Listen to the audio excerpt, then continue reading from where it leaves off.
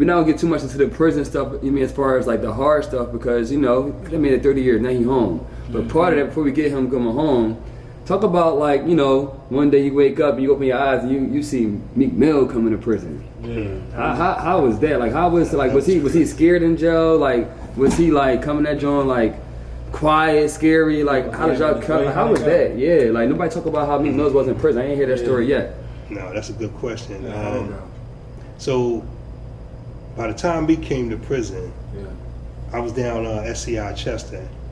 And that's where they sent him at. But before he came on the block, so the superintendent came on the block, called everybody out.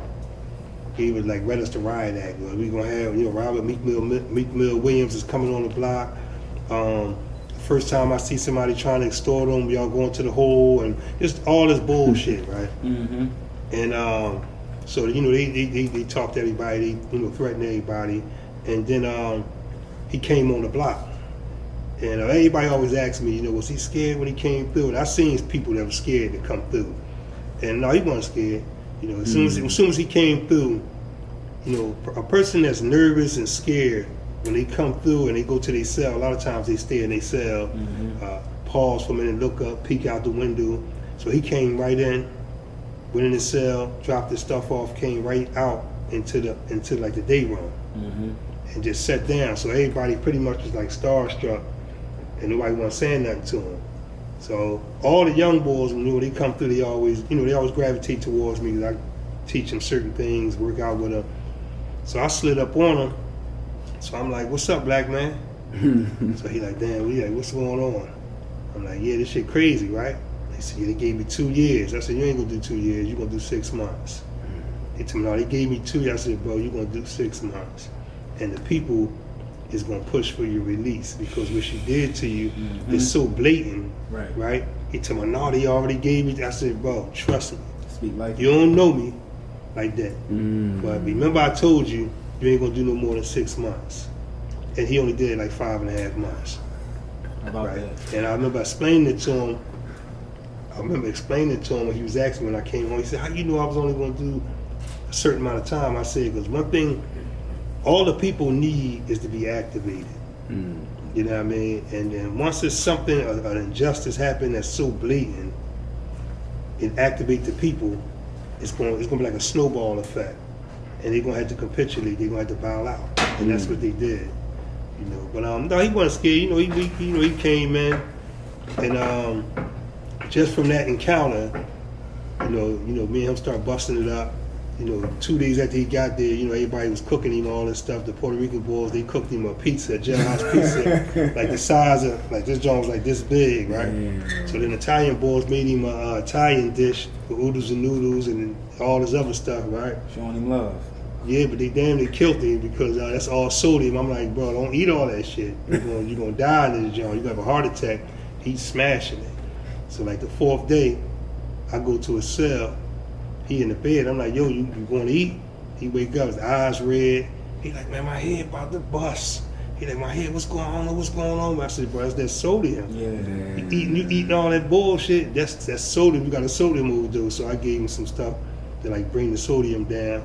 And yeah, after that, we just start busting it up. Wow. He realized I knew the law. So every time his lawyer puts something together, he shows it to me.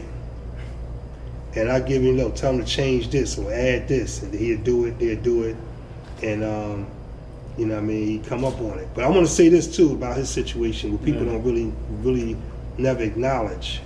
And this goes to the negativity. A lot of times the negativity that you see that goes towards him, which I always tell him, the city got a love-hate relationship with him, right? But what people don't know is that I work on getting people out of jail every day since I've been home, and we have got multiple people out of prison.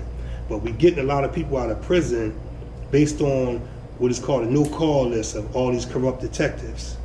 And when people don't know that corrupt cop list can be traced back to him. When he was locked up, he hired an investigative team to find anything corrupt on these cops. So what they revealed was a whole list of all these it's called a no-call list, with all these corrupt cops. And this was in 2017. And what people don't know is his legal team told him, listen, shh, we're going to use this to get you out, but we're not going to put it out there because then too many people are going to be getting out of prison. He told them, no.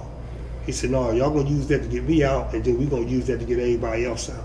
And people don't know this, and he don't talk about it because he's not looking for the accolades. Right. You know what I mean? So to this day, everybody we get out today on corrupt cops, you can trace it back to him finding that no-call list through his investigative team. Right. When Meek Mill came out of jail in the helicopter, he told them, they said, yo, like, you home. He said, ho, fuck all that. Eric Riddick, write his name down. Go see about my man. Come on, Yeah. What? No, definitely. That's that's a true story. Right. You know, I mean, they had even a helicopter boy named Dan Slepian from NBC. He's like, you home? We going to the Sixers? He said, no, don't take off. He said, listen, go in there and see my old head Riddick. You know what I mean? They locked him up. He innocent. Da da da da da. Right? But he gave his word. That's why I bang with him. Yeah. You know what I mean? I don't ask him for nothing. You know what I mean? I do a security, but just the fact that he kept his word, and he didn't owe me nothing. He don't owe me nothing. He don't owe nobody nothing. You know, at the end of the day, you know, he kept his word, and even though I had a whole movement going on to get me out of prison, he came home and did his 1-2 step to help me, and he cracked that door for me, right? But other people, but not just one thing fresh to say, right? It's not just me. You don't know. You know, we shouldn't just do that for him. We got to do that for each other, Right. because we got to take and seize the narrative on Live to Be Legendary or any other initiative that come out of our community that's trying to uplift the people. Because if we don't do it, they definitely is gonna they professional character assassins. Right. You know what I mean? They're professional character assassins. So, you know, I remember an individual asked me, like, how do I feel how the media portray him in the media? And my response was they portray him exactly the way that they supposed to, right?